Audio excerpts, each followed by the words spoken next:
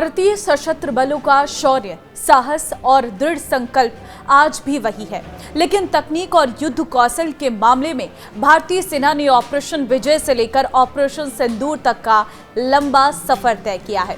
नमस्कार, मैं हूं आपके साथ ममता तिवारी। आप देख रहे हैं न्यूज 18 का डिजिटल प्लेटफॉर्म। कारगिल विजय दिवस के 26 साल पूरे होने पर इसकी तुलना ऑपरेशन सिंदूर से की जा रही है।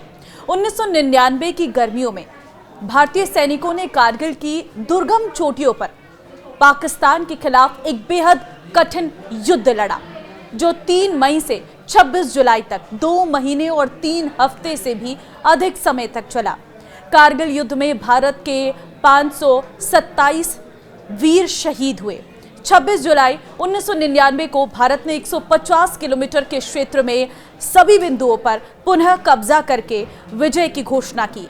26 साल बाद इस साल पहलगाम नरसंहार के बाद पाकिस्तान को एक भीषण अभियान में फिर से जवाब दिया गया, जहां कारगिल एक लंबी लड़ाई थी जो मुख्य रूप से प्रत्यक्ष युद्ध में पैदल सेना और तोपखाने रेजिमेंटों द्वारा लड़ी गई थी। तो वहीं ऑपरेशन सिंदूर मिसाइलों, वायु रक्षा और घातक हथियारों से लैस एक गैर संपर्क अभियान है।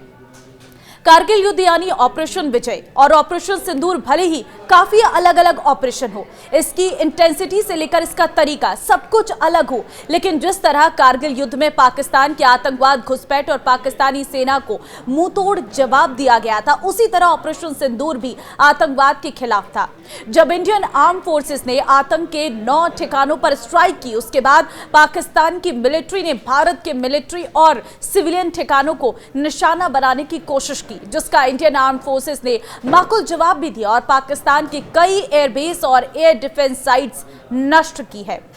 इस वर्ष का कारगिल विजय दिवस ऑपरेशन सिंदूर के बाद पाकिस्तान पर विजय का पहला उत्सव है। कारगिल युद्ध और ऑपरेशन सिंदूर तीव्रता और युद्ध तकनीक के लिहाज से भले ही बहुत अलग ऑपरेशन थे, लेकिन दोनों ही पाकिस्तान के घुसपैठ और आतंकवाद के दुस्साहस को नाकाम करने के लिए शुरू किए गए थे। कारगिल युद्ध और ऑपरेशन सिंदूर में पाकिस्तानी सेना को एक ही ताकत से लेकिन अलग अलग अंदाज में करारा जवाब दिया गया था। भारतीय सशस्त्र बलों द्वारा 9 आतंकी ठिकानों पर हमला करने के बाद पाकिस्तानी सेना ने भारत के सैन्य और नागरिक ठिकानों को निशाना बनाने की कोशिश की, जिसका भारतीय बलों ने करारा जवाब दिया और पाकिस्तान के कई एयरबेस और वायु रक्षा ठिकानों को तबाह कर दिया। 1999 में कारगिल में घुसपैठ करके पाकिस्तान ने जम्मू कश्मीर के मुद्दे का अंतर्राष्ट्रीयकरण करने की कोशिश की थी। पाकिस्तान समर्थित आतंकवादियों द्वारा पहलगाम पर हमले के समय भी यही मकसद था। पहलगाम हमले से ठीक पहले पाकिस्तानी सेना प्रमुख असीम मुनीर ने पाकिस्तान कश्मीर मुद्दे को उठाते हुए एक भड़काऊ बयान दिया था। ऑपरेशन विजय से लेकर ऑपरेशन सिंदूर तक भारतीय सशस्त्र बलों ने न केवल अपने आधुनिक हथियारों और विशिष्ट युद्ध तकनीक के मामले में, बल्कि अपने सैन्य स्थिति में भी बदलाव किया है। जहां ऑपरेशन विजय रक्षात्मक था, वहीं ऑपरेशन सिंदूर आतंकवाद के खिलाफ एक आक्रामक संदेश था, क्योंकि भारतीय सशस्त्र बलों ने पाकिस्तान के अंदर आतंकी ठिकानों पर हमला किया। ऑपरेशन विजय मई से जुलाई तक चला और कई हफ्तों तक भीषण युद्ध रहा। ऑपरेशन सिंदूर में 25 मिनट में 9 आतंकी ठिकानों पर हमले किए गए। पाकिस्तान ने भारत से सिर्फ 4 दिनों में युद्ध विराम की मांग की। हालांकि भारत ने कहा कि ऑपरेशन सिंदूर अभी भी जारी है। सैन्य विशेषज्ञ कहते हैं कि युद्ध लड़ने के तरीके के अनुसार अलग अलग पीढ़ियां होती हैं। जैसे पहली पीढ़ी के युद्ध में आमने सामने की लड़ाई होती थी, दूसरी पीढ़ी में सीधे युद्ध के साथ तोपों का भी इस्तेमाल होता था, और तीसरी पीढ़ी का युद्ध गैर रेखीय रहा है। और तीसरी पीढ़ी का युद्ध गैर रेखीय होता है, यानी एक जगह दुश्मन का सामना करना और दूसरी जगह से उसे घेरना। चौथी पीढ़ी के युद्ध में सबसे महत्वपूर्ण संख्या युद्ध लड़ने की तकनीक, तरीका और रणनीति की होती है। इसमें दुश्मन से लोहा लेकर लोहा लिया जाता है। इसमें युद्ध अभ्यास, जगह बदलना अहम होता है। कारगिल युद्ध चौथी पीढ़ी का युद्ध था, जिसमें पूरे पश्चिमी मोर्चे पर बल प्रयोग किया गया और सभी तरह के हथियारों और तोपों का इस्तेमाल किया गया। लेकिन ऑपरेशन सिंदूर उससे भी आगे गया। इसे जनरेशन 4.5 कहा जाता है। इसमें अधिकतर तकनीक का इस्तेमाल हुआ। भारत ने सटीक गाइडेड हथियारों से आतंकियों के ठिकानों पर सर्जिकल स्ट्राइक की। तकनीक के इस्तेमाल से ये मकसद पूरा हुआ। पाकिस्तान ने भी तकनीक का इस्तेमाल किया, ड्रोन भेजे, जिन्हें भारत के एयर डिफेंस सिस्टम ने नाकाम कर दिया। कारगिल युद्ध के दौरान पाकिस्तान ने हवाई सीमा का अपना उल्लंघन नहीं किया ऑपरेशन सिंदूर भारत के एयर डिफेंस सिस्टम का भी एक परीक्षण था। इस दौरान यह परखा गया कि भारत का एयर डिफेंस सिस्टम सैन्य और नागरिक संपत्तियों की सुरक्षा में कितना कारगर है। दोनों तरफ से लंबी दूरी की मिसाइलों का इस्तेमाल किया गया। यह गैर संपर्क संघर्ष था जिसमें दुश्मनों पर दूर से हमला किया गया। 1999 में ऑपरेशन विजय के दौरान भारतीय सशस्त्र बलों ने पारंपरिक प्रणालियों पर काफी भरोसा किया, जहां पैदल सेना के सैनिक मुख्य रूप से इंसास राइफलों और ड्रैगुनोवा स्पाइनर राइफलों से लैस थे। भारी मात्रा में इसे उठाने का काम कर रहे थे और कई तोपें भी उनके साथ थी, जो उच्च इलाके वाले युद्ध में बेहतर कारगर साबित हुई है।